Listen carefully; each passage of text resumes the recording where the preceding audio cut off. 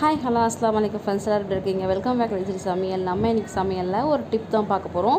அதாவது பால் பாத்திரத்தில் வந்து நிறைய பேர் நம்ம இதுமாரி மறந்துடுவோம், கருகி போயிடும். அதை ரொம்ப கழுவுறதுக்கு ரொம்ப கஷ்டமாக இருக்கும். அது ஈஸியாக வந்து கழுவுறதுக்கு இப்போது நான் டிப் சொல்கிறேன்.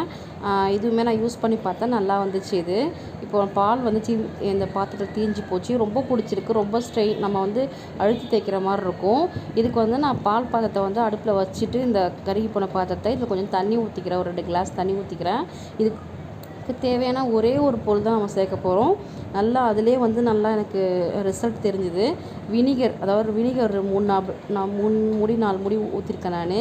இந்த நல்லா கொதி வந்ததுக்கப்புறம் இதை வந்து ஒரு ஸ்பூன் வச்சு நம்ம நல்லா வந்து இதுமாரி சுரண்டு விட்டிங்கன்னா அடியில் இருக்கிறது எல்லாமே, அந்த கருகி போனது எல்லாமே வந்துடும்.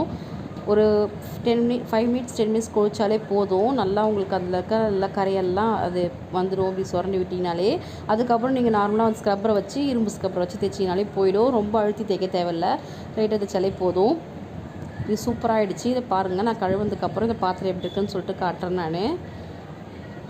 இது எல்லாமே கொதிச்சு வந்ததுக்கப்புறம் இது மாதிரி தான் இருக்குது. அதிலே பாதி வந்துடுச்சு உங்களுக்கு. நான் சுரண்டி விட்டதுனால கொதிக்கும் போதே வந்து நம்ம அந்த கரண்டி வச்சு சுரண்டி விட்டால் அது அழகாக பேத்துட்டு வந்துடுது. முன்னாடி இருந்ததுக்கும் உங்களுக்கு இப்போ இருந்ததுக்கும் தெரியும் உங்களுக்கு. நான் இதை நல்லா வாஷ் பண்ணிவிட்டு நான் காட்டுறேன் நான். இது நான் லைட்டாக தான் ஸ்க்ரப் வச்சு தேய்ச்சேன் நான். ரொம்ப அழுத்தி கூட தேய்க்கலை.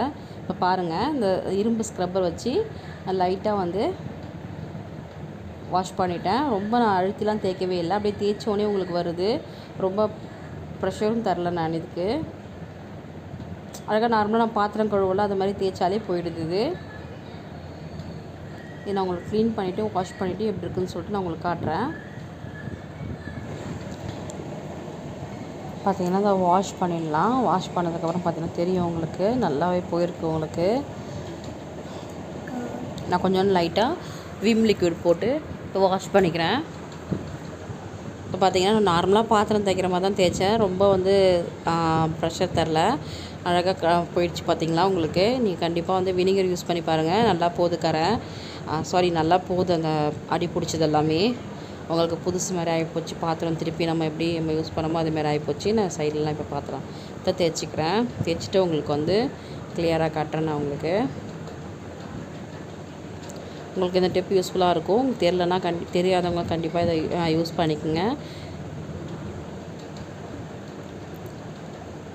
படி பிடிச்சிச்சு எப்படி தேய்க்கிறதுன்னு சொல்லிட்டு நம்ம கஷ்டப்பட தேவையில்ல.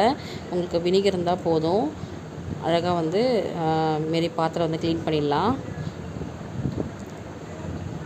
இந்த டிப்பு உங்களுக்கு யூஸ்ஃபுல்லாக இருந்திருக்கும்னு நினைக்கிறேன். இந்த டிப் பிடிச்சிருந்துச்சின்னா கண்டிப்பாக என்னோடய சேனலை சப்ஸ்கிரைப் பண்ணிவிட்டு பாருங்கள், சப்போர்ட் பண்ணுங்கள்.